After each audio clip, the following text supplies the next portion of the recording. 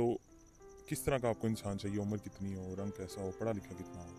मुझे रंग वगैरह से कोई नहीं, ना पढ़े लिखे से, बस जो इज़्ज़त की 3 टाइम की रोटी घर दे सके और मुझे रहने के लिए जगह दे सके और मेरा ये जो थोड़ा बहुत कर्ज़ है वो उतार सके तो अब मैं। आप वापस तो जा नहीं सकती हैं, कोई ओवर चीज़ है वो कहता है कि मैं निकाह करके खुफिया तौर पर रखना चाहता हूँ, दूसरी या तीसरी शादी करना चाहता हूँ, तो उसमें भी आपको एतराज़ तो नहीं है? ठीक है, कोई मसला नहीं है क्योंकि इज़्ज़त की रोटी अगर मिलती रहती है तो मुझे कोई मसला नहीं है। अस्सलाम वालेकुम नाज़रीन, आज हमारे साथ एक ऐसी बहन मौजूद है जो एक ऑफिस में जॉब कर रही होती हैं, वहाँ पे मैनेजर जो होता है उनकी बातों में आके अपनी पूरी ज़िंदगी ख़राब कर बैठी हैं। आइए इन्हीं से जानते हैं क्या मामला बने, इन्हीं से सारी बातें जानते हैं। अस्सलाम वालेकुम। जी, वालेकुम अस्सलाम।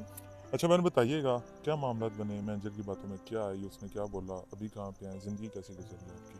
मैं बेसिकली जो है जेहलम से हूँ, जेहलम से ताल्लुक़ रखती हूँ। मैं जेहलम में थी तो वहाँ पे मैं जॉब कर रही थी, लेकिन मुझे इस्लामाबाद से जॉब की ऑफ़र आई अच्छी सैलरी पे। हुँ। तो मैं इस्लामाबाद मूव किया मैंने, मैं इस्लामाबाद आई तो वहाँ वहाँ का जो मैनेजर था हमारी फैक्ट्री का, उससे मेरी थोड़ी बहुत मतलब अंडरस्टैंडिंग होनी स्टार्ट हो गई।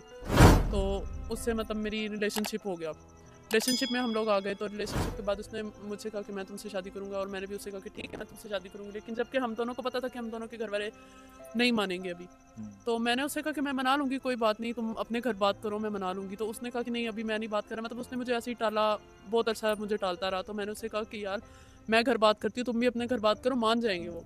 बट उसने ऐसा नहीं किया, उसने मुझे एट द एंड आके कहा कि चलो हम भाग के शादी कर लेते हैं। तो मैंने उससे ये बात की, मैंने कहा भाग के ही करनी होती तो मैं तुम्हें ये क्यों कहती कि तुम अपने माँ-बाप से बात करो, और मैं अपने माँ-बाप से बात करती हूँ, उनको राज़ी करती हूँ। उसने जब ये बात नहीं मानी, उसने कहा कि नहीं मैं अभी घर बात नहीं कर सकता, मेरे घर वाले नहीं मानेंगे, ये वो, मतलब हमारी बरादरी का इशू है ये, मतलब उसने बहुत सारी ऐसी बातें की जिससे मुझे भी लगा कि शायद वाक़ई कोई जेन्युइन इशू होगा, जिसकी वज़ह से उसने ये बात की है। तो मैंने कहा ठीक है, ओके। तो मैंने उससे निकाह किया, मैं उससे निकाह, उसने निकाह भी मुझसे फ्रॉड में, मतलब झूठा निकाह उसने किया, झूठा निकाहनामा उसने बनवाया और मुझे तब तक भी नहीं पता चला कि अभी तक भी ये शख्स जो है ना वो मुझसे धोखा कर रहा है। हुँ। तो निकाह हुआ, वो मुझे आप देख सकते हैं जो हमारा घर है ये साइड पे, इस घर में वो मुझे लेके आया निकाह करके। तो उसने मुझे इस घर में रखा, तो आप हालात देख रहे हैं अभी इधर ना खाने को, पीछे से तो मैं बिल्कुल मतलब ठीक थी, अभी इतने ज़्यादा हालात हमारे ख़राब नहीं थे। लेकिन मैं आके फिर भी उसके लिए यहाँ पे रुकी, उसके धोखे में। तो एक दिन ऐसा हुआ कि अभी कुछ दिन पहले की बात है, मेरे घर पे मकान मालिक आते हैं, जिस मकान में मैं रह रही हूँ।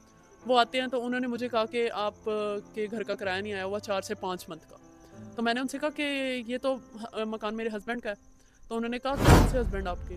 तो मुझे उधर से पता चला कि वो ऑलरेडी शादीशुदा हैं और उन्होंने जो मुझसे निकाह किया था वो भी झूठा किया था। और जिस घर में रखा था वो भी उसका अपना नहीं था? जी, और जिस घर में मैं रह रही थी वो घर भी उसका नहीं था, उसने मुझे किराए पे लेके दिया था और 1 माह का उसने किराया दिया, उसके बाद वो गायब हो गया। 4 से 5 माह हो गए हैं, अभी तक उसको कोई अता पता नहीं है कि वो किधर है, किधर नहीं, उससे कोई राब्ता नहीं है, किस जगह है। मुझे गुस्सा सबसे ज़्यादा इस बात पे है कि उसने निकाह भी जो किया था वो मुझसे धोखे में किया, झूठा निकाह किया, उसने कोई निकाह नहीं किया था, वो निकाहनामा उसने झूठा बनवाया था।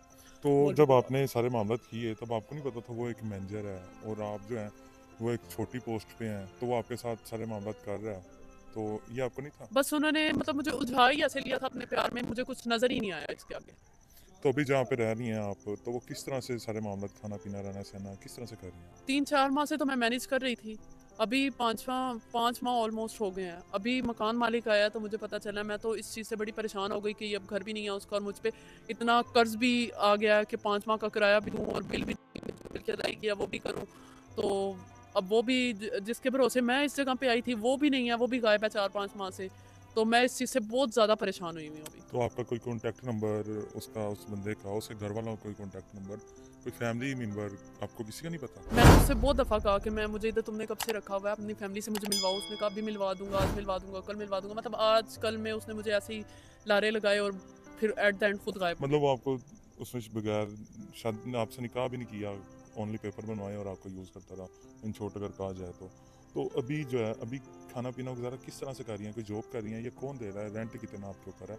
वो किस तरह से सब कुछ आप कर रही हैं? फिलहाल मैं कोई जॉब नहीं करी, इसीलिए तो इतना ज़्यादा कर्ज़ आ गया अभी। अभी हुँ। मैं वो इसी चीज़ से परेशान हूँ कि मैं इतना कर्ज़ा कैसे उतारूँगी। 1 महीने का किराया 15,000 रुपया है इस घर का ही। तो अभी तक कितना आपके ऊपर रेंट हो चुका है? 5 मंथ का किराया मुझ पे आ गया। इसके अलावा बिल भी आप लगा लें कि ऑलमोस्ट 1 लाख के राउंड अबाउट में कर्ज़ है जो मैंने देना है अभी। अभी इतने मामलात हैं, टोटल आपके ऊपर कितना कर्ज़ है? कितने को पैसे हों कि सारे मामलात आपके हल हो जाएँ? 1 लाख हो तो मैं ये सारा कर्ज़ा वगैरह उतार सकती हूँ, जो 5 माह का किराया है। इसके अलावा जो बिल वगैरह हैं वो सारे अदा कर सकती हूँ। ठीक हो गया, आगे आपकी शादी की भी उम्र है, वो तो चला गया। लेकिन अगर हमारे को देखने वालों में से या कोई हमारे देखने वालों में से ओवरसीज़ हैं या पाकिस्तानी या कोई भी आपके सर पे हाथ रखता है, आपको छत देता है, आपके सारे मामलात करता है, तो आपने क्या सोचा है आगे अपनी ज़िंदगी के बारे में? अगर कोई मतलब ऐसे अच्छा है जो मुझे 3 टाइम की रोटी इज़्ज़त से घर रख सकता है और इज़्ज़त दे सकता है तो मैं उससे ज़रूर निकाह कर लूँगी ऑब्वियसली। अब बहुत अच्छी दुनिया है, मैं जानती हूँ, लेकिन मुझे नहीं था पता कि दुनिया में इतने बड़े-बड़े धोखे भी होते रहते हैं। तो अभी अगर कोई निकाह करना चाहता है तो मैं ज़रूर उससे करूँगी। अगर हमारे ओवरसीज़ हैं पाकिस्तानी देखने वाले बैठ के ममालिक में होते हैं, उनकी उम्र भी थोड़ी ज़्यादा होती है, तो किस तरह का आपको इंसान चाहिए, उम्र कितनी हो, रंग कैसा हो, पढ़ा लिखा कितना हो? मुझे रंग वगैरह से कोई नहीं, ना पढ़े लिखे से, बस जो इज़्ज़त की 3 टाइम की रोटी घर दे सके और मुझे रहने के लिए जगह दे सके और मेरा ये जो थोड़ा बहुत कर्ज़ है वो उतार सके, तो अब मैं। वो वापस तो जा नहीं सकती हैं, कोई ओवरसीज़ है वो कहता है कि मैं निकाह करके खुफिया तौर पर रखना चाहता हूँ, दूसरी या तीसरी शादी करना चाहता हूँ, तो उसमें भी आपको एतराज़ तो नहीं है? ठीक है, कोई मसला नहीं है, क्योंकि इज़्ज़त की रोटी अगर मिलती रहती है तो मुझे कोई मसला नहीं है इस चीज़ से। जी, तो नाज़रीन, हमने सारी बहन की कहानी सुनी है, किस तरह से इनको धोखा दिया गया, अब भी इनकी पूरी ज़िंदगी ख़राब हो गई है, ना अपने माँ-बाप पास जा सकती हैं, ना इन शौहर का पता है।